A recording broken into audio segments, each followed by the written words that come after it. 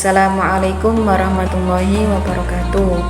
Perkenalkan, nama saya Siti Devi Endang Aulia Anggraini dengan NIM 24101034, Prodi Pendidikan Matematika semester 2. Di sini saya akan menjawab pertanyaan bab 2. Apa sih yang dijelaskan dalam bab 2 itu? Yaitu yang dijelaskan pada bab 2 yaitu mafahim Ahlus Sunnah wal Jamaah. Latihan soal yang pertama yang akan saya jawab pada hari ini yaitu jelaskan mengapa aliran Asy'ari dan Maturidiyah disebut aliran yang paling layak mendapat predikat firqah najiyah atau aliran yang selamat. Aliran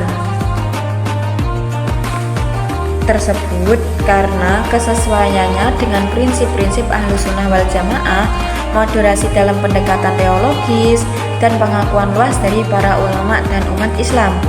Dan akidah Ahlus Sunnah wal Jamaah adalah akidah yang diimani oleh Rasul dan para sahabat. Di antara tokoh Ahlus Sunnah wal Jamaah adalah Imam Abu Al-Hasan Al-Asy'ari. Beliau wafat pada tahun 324 Hijriah. Perlu diketahui bahwasanya Imam Asy'ari hanyalah salah satu di antara sekian banyak ulama yang mendedikasikan hidupnya untuk membela dan menyebarkan akidah Ahlus Sunnah wal Jamaah. Dan banyak ulama lain yang memperjuangkan akidah Ahlus Sunnah wal Jamaah. Sebelum Imam Asy'ari itu ada beberapa ulama atau beberapa imam, tetapi yang akan saya sebutkan itu hanya sebagian, yaitu hanya 3 imam. Yang pertama adalah Al-Haris bin Asad Al-Muhasibi. Beliau wafat pada tahun 243 Hijriah. Yang kedua yaitu Abu Hanifah Al-Nu'man bin Thabit. Beliau wafat pada tahun 150 Hijriah. Yang terakhir yaitu Abu Ja'far Ahmad bin Muhammad At-Tahwi. Beliau wafat pada tahun 321 Hijriah. Banyak orang salah paham tentang ajaran yang diperjuangkan oleh Imam Asy'ari. Mereka mengira Imam Asy'ari adalah pendiri sekte baru. Pada kenyataannya itu bukan.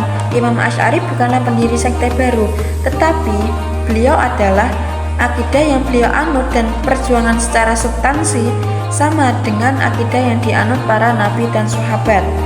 Beliau hanya merumuskan akidah tersebut agar apa? Agar lebih mudah difahami oleh orang-orang awam.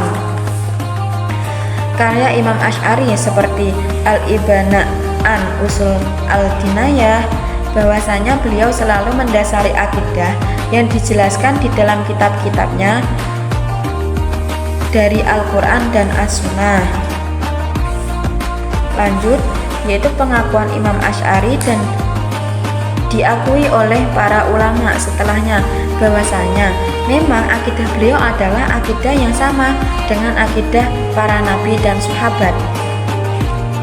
Sebagaimana sih yang dikatakan oleh Imam Subaki di dalam hadisnya atau tabaqatnya, yaitu i'lam anna Abul Hasan lam yu'di ra'ya wala yunshi madhaba wa innama huwa muqarrirun limadhahibis salaf munadilun ka amma kanat alaihi sahabatu rasuli sallallahu alaihi wasallam fal intisabu ilaihi innama huwa bi'tibar annahu aqada ala tariq as-salafini qatan wa tamassaka bihi wa aqamal hujjat wal barahin alaihi fasaral mu'tadi bihi fi dzalika salik sabilahu fid dalail yusamma asy'ariyah, yang artinya yaitu ketahuilah sesungguhnya Abu Al-Hasan Al-Asy'ari bukanlah pembuat pendapat baru atau sekte baru.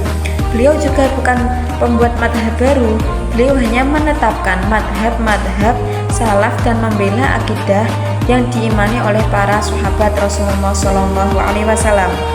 Menisbahkan dirinya kepada beliau, maksudnya apa? Dengan memandang bahwa diketahuilah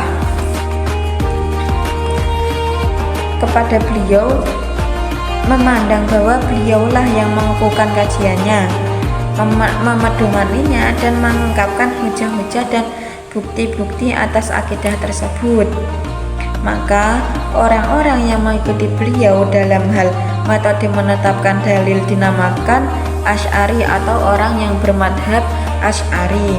Sekarang pertanyaannya adalah apabila akidah Imam Asy'ari secara substansi adalah akidah para sahabat dan generasi salaf dan turun-temurun hingga Imam Asy'ari, lalu mengapa sih akidah ini dinisbahkan kepada Imam Asy'ari bukan kepada Nabi Muhammad SAW atau para sahabatnya? Yaitu karena Imam Asy'ari adalah salah satu imam yang sangat berjasa terhadap kelangsungan akidah Ahlussunnah wal Jamaah.